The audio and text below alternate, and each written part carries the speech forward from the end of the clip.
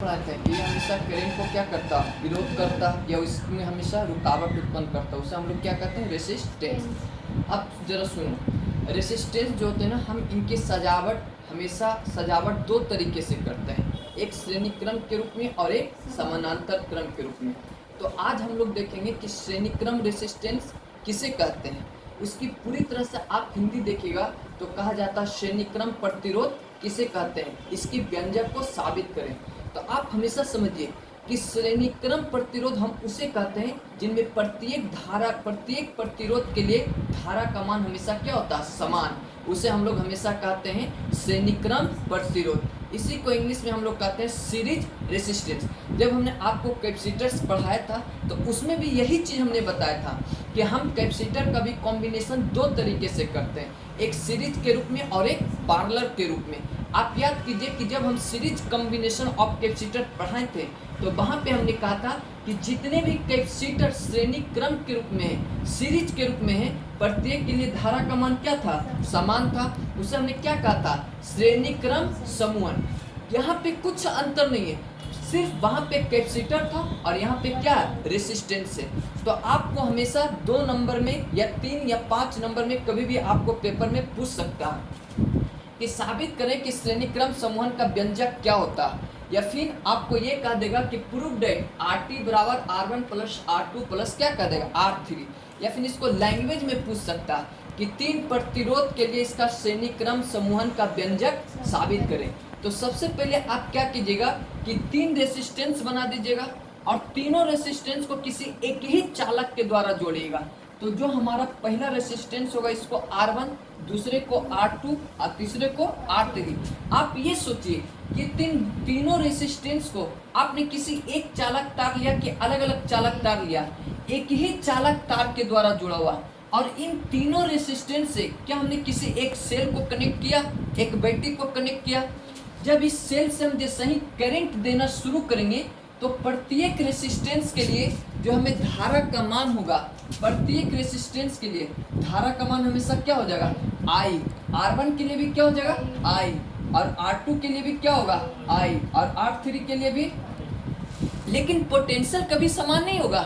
R1 के लिए potential का मान चेंज हो जाएगा, इसके लिए V1 हो जाएगा और इसके लिए क्या हो जाएगा, V2, और इसके लिए V3। इसीलिए कहा जाता है कि श्रेणी क्रम रेसिस्टेंस कहते किसे, वैसे रेसिस्टेंस को हम श्रेणी क्रम रेसिस्टेंस कहते हैं जिनमें प्रत्येक प्रतिरोध के लिए धारा का मान हमेशा समान होता है लेकिन पोटेंशियल का मान डिफरेंट होता, अलग अलग होता। उसे हम लोग कहते हैं श्रेणी क्रम समूहन। तो देखिए यहाँ पे जब हमें कभी व्यंजक आएंगे साबित करने के लिए तो सबसे पहले आपको फिगर पार्ट देना पड़ेगा, उसके बाद आपको थ्योरी लिखना पड़ेगा। माना कि R1, R2 और R3 तीन रेसिस्टेंस आपने लिया और तीनों को किसी एक चालक तार के द्वारा क्या किया, जोड़ दिया। इस चालक से आप किसी एक बैटरी को जोड़े हैं और जब इस चालक से आप किसी एक बैटरी को जोड़े हैं तो यह एक प्रकार का किस प्रकार का समूहन बन गया, श्रेणी क्रम समूहन। श्रेणी क्रम समूहन में प्रत्येक प्रतिरोध के लिए धारा का मान हमेशा क्या होता है, समान। क्या पोटेंशियल का मान समान होगा, पोटेंशियल का मान समान नहीं होगा। तब हम देखेंगे अकॉर्डिंग टू दिस फिगर। सबसे पहले हम चर्चा करेंगे R1 रेसिस्टेंस के लिए ओम्स का नियम। आप याद कीजिए ओम्स का नियम जब हमने पढ़ाया था तो हमने कहा था कि जब किसी चालक से हम धारा को प्रवाहित कराते हैं तो उस चालक के दो बिंदु के बीच हमेशा विभव उत्पन्न होता। तो उत्पन्न हुए विभव का मान हमेशा धारा के समानुपाती होता। इसे हम लोग कहते हैं ओम का नियम। तो ओम का नियम क्या, V बराबर I इंटू R था। अब R किसके लिए चर्चा, R1 के लिए ना, मतलब है कि R के जगह पे क्या लीजिएगा, R1 के लिए धारा का मान समान, लेकिन क्या पोटेंशियल का मान समान है, नहीं। तो क्या हम इसको V1 बराबर I इंटू R1, समीकरण नंबर कितना। उसी प्रकार हम R2 के लिए काम करें, R2 के लिए भी क्या हो गया, V2 बराबर I इंटू, धारा कभी परिवर्तन करेगा, कभी परिवर्तन नहीं करेगा। उसी प्रकार हम किसके लिए चर्चा करेंगे, R3 के लिए भी हमारा क्या होगा, V3 बराबर I इंटू R3। आप कॉम्बिनेशन पढ़ रहे हैं कि आप अंतर पढ़ रहे हैं, कॉम्बिनेशन में जोड़ा जाता कि घटाया जाता, जोड़ा जाता। मतलब है कि हम तीनों समीकरण को आपस में क्या करेंगे, जोड़ देंगे। तो जात हमेशा किसके बराबर, तो बाएं तरफ वाले जितने भी टर्म आपने देखे वो सभी हमेशा बाएं वाले के साथ जोड़ेंगे और दाएं वाले जितने टर्म आपने देखा वो टोटल दाएं वाले के साथ जुटेगा। तो जुट के कितना आ गया V1 plus V2 plus V3। क्या ये जुटेगा तो इतना आएगा। अब ये तीनों में आपको धारा समान है, क्या हम धारा को मान को बाहर कर सकते हैं? जब हम इसको बाहर करेंगे तो यहाँ क्या बच जाएगा R1 प्लस R2 और प्लस क्या बच जाएगा। आप याद कीजिए कूलाम बल के नियम में हमने पढ़ाया था सुपरपोजिशन थ्योरम। जब हमने कहा था कि किसी एक ही आवेश के ऊपर बहुत सारे बल लगते हैं तो उन सभी बलों का योग किसी एक परिणामी बल के मान के बराबर। वही नियम तो विभव के लिए, वही नियम विद्युत क्षेत्र के लिए। यहाँ पे आपका कितना विभव है? 3 विभव। क्या ये तीनों विभव का मान किसी एक परिणामी विभव के मान के बराबर होगा? इन तीनों विभव का मान VT के बराबर लिख सकते हैं कि नहीं लिख सकते? आसानी से लिख सकते हैं। तो ये VT बराबर इतना हो गया।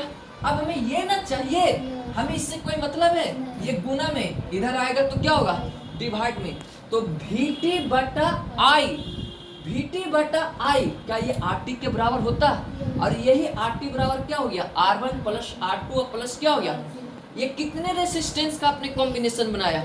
लेकिन क्वेश्चन में कहेगा n रेसिस्टेंस, तो 3 रेसिस्टेंस को जब तक हम नहीं निकालेंगे तो क्या n रेसिस्टेंस निकल जाएगा?